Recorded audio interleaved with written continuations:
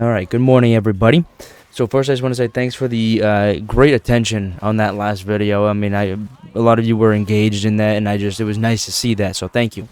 And if you missed it, that video was more about kind of, how Space Marine 2 kind of put things more into perspective as to where we are as rejects in Darktide. And I think a lot of people misunderstood, or maybe I just came across as giving not enough credit to what the rejects are actually capable of.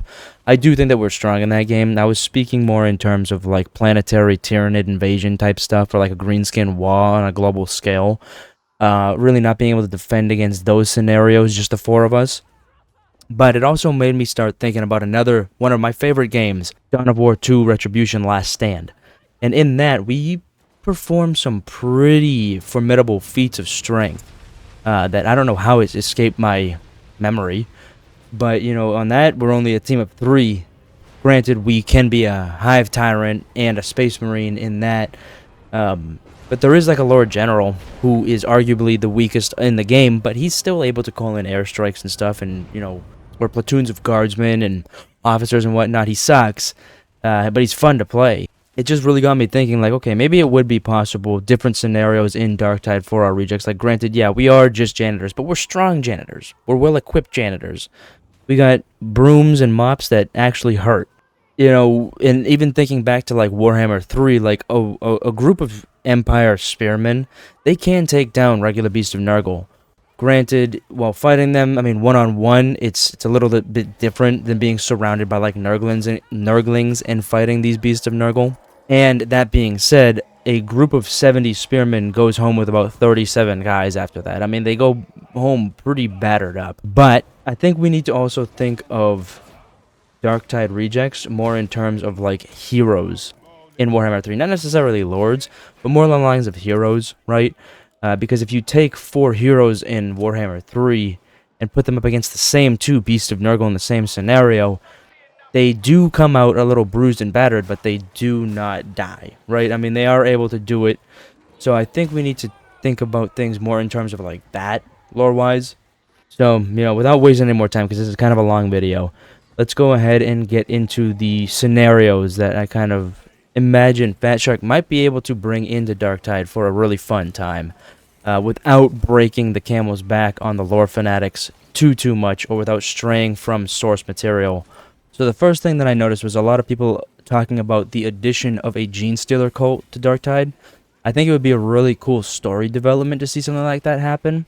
However, it would also really depend on like the stage of the cult's infestation on the planet. Because the whole point of a Genestealer cult is they're supposed to get in and kind of breed with the population, spread their own DNA across and throughout the population, kind of corrupt the population, so that when they're ready, they can all come forth and start eating people, just feeding. That's what Tyranids do.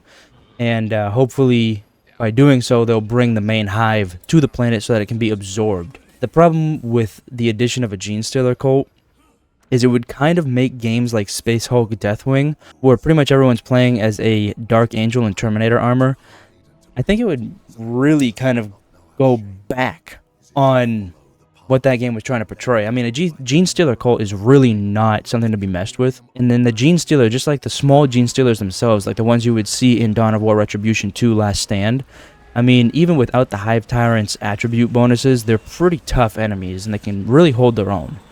They're fast, they're dangerous, and they are about the size of a regular human being, if not bigger.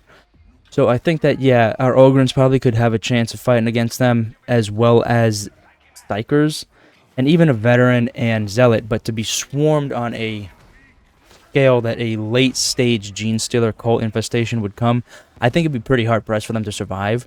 I still think that we could possibly have a mission where we could go in the early stages and kind of nip the cult in the bud, right? I'm sure that there's a bunch of different scenarios that you people could think of, so if you want to go ahead and shout them out, let me know.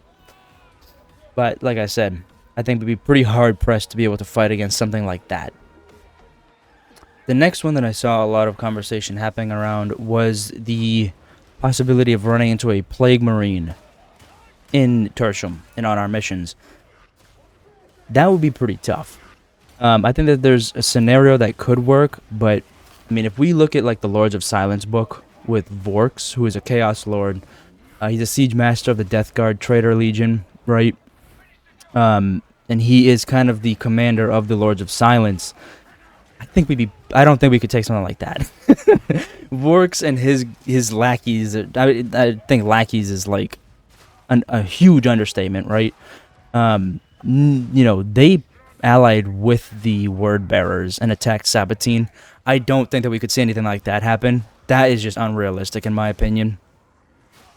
However, I think that a scenario where like a single Plague Marine that hasn't really been recognized yet, trying to prove himself to Mortarion, to become part of his group, or even just to receive the favor of Nurgle, that might be a little bit more realistic in a scenario where he would come out on his own plague ship, right, and kind of try and attack Tertium and aid the already ongoing efforts of the Mobian Six and the Nurgle cult that's really uprising there.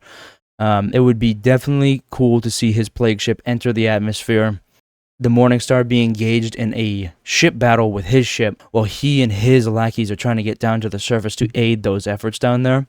I think that a way that could work is, of course, he would already be accompanied by enemies that we'd really see already in Tertium. And as far as the weapons that they use, I mean, I think they're pretty similar to what we see in like the assassination mission bosses or the Tox bombers. They do use plague grenades already, and Plague Marines are notorious for using close to mid-range weaponry as far as ranged go. And then when enemies get close enough, they can pull out their infected little melee weapons and go ahead and start taking jabs and trying to infect the individual that they're fighting. I really don't know if we could, as 4 rejects, fight against a single Plague Marine, but I think that a series of events leading up to us 1v1ing him, including leading him into traps or leading him to explosives to really weaken him, would definitely aid our cause and make it more realistic. I mean, the problem with Plague Marines is that they're Nurgle-based, right? They're already rotting. They're already suffering from like grievous wounds, and the corruption to their brain really makes them pain resistant. So they would be kind of a tough enemy to bring down without additional assistance, especially if he's got his entire ship's crew with him attacking the planet. As far as a scenario where a Plague Marine fighting against us goes, I think that would be more realistic than anything else, because once we defeat that Plague Marine and his crew, that ship would probably pass back through the warp back to the Plague Planet to be recrewed, repaired, and stuff like that. Granted, it would definitely mean that Tertium would kind of have an eye turned towards them from the Plague Planet, and I don't know how that would really fit into the storyline itself if Mortarion or any of the other higher-ups in the Plague Marine Society really like took notice. They're like, okay, these guys are fucking annoying. I'm just gonna go ahead and diarrhea in their water supply. So again, I mean, these are all hypothetical situations, cool things to think about, but it would be pretty hard for Fat Shark, in my opinion, to have these scenarios happen where lore fanatics wouldn't start, slamming their heads into their keyboards, which, I mean, I think it would still be fun for the game's sake, but you know what I'm saying. And for the sake of time, I really just wanted to narrow this down to a few scenarios. I'm sure that we could literally go on for hours about what could happen in Tertium or what we could see in Darktide. However, I think that the last one that I thought of that really would make a lot of sense would be a Greenskin invasion. Now, I don't think that a Wa would be at all realistic, but I do think that a raiding party of freebooter orcs would really be something to behold.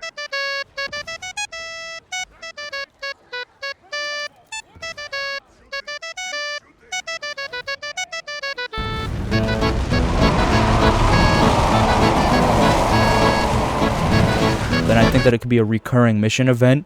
Every so often, just like a freebooter raiding party comes along, drawn to Tertium by the constant fighting and just the ability to loot as much teeth as they can, as orcs do.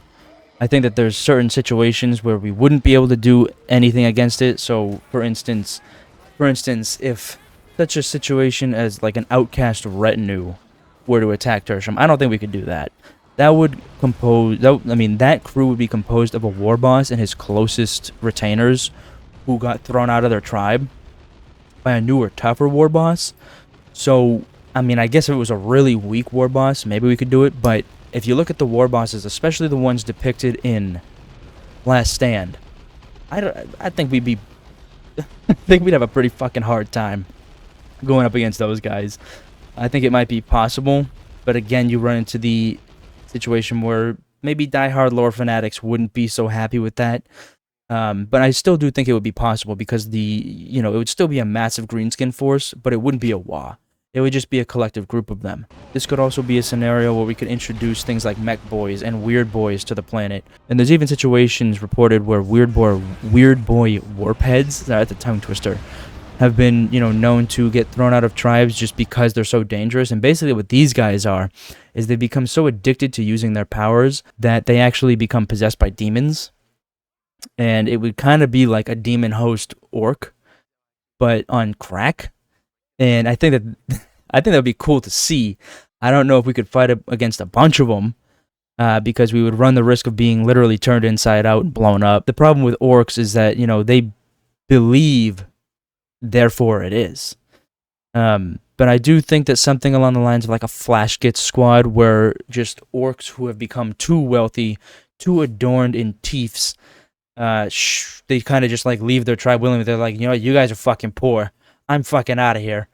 And they go and they just look for more treasure. They look for more planets to fuck up and loot and kill, right, as orcs do. The best thing about the freebooter orcs, it would be their attire. They're typically pretty flashy. They have a jolly orc symbol, which is, you guessed it. And they have very flashy, like, vests and robes on and kind of just collect whatever they can. They probably have little orc pirate hats on and be adorned just like you would see a pirate in Pirates of the Caribbean, except they'd be green and menacing and have bolters and such. But I really do think that out of everything we've talked about so far, I feel like a raiding party by the freebooter Greenskins would definitely be most realistic and, in my opinion, most fun. That being all said, I hope that you all enjoyed this hypothetical video. Maybe we'll see something, especially with the introduction of this new mission type, the Rolling Steel, I believe it's called, the one with the runaway train that's been laden, I should say, with explosives heading towards Tertium that we are going to have to stop. We'll see it on the 26th.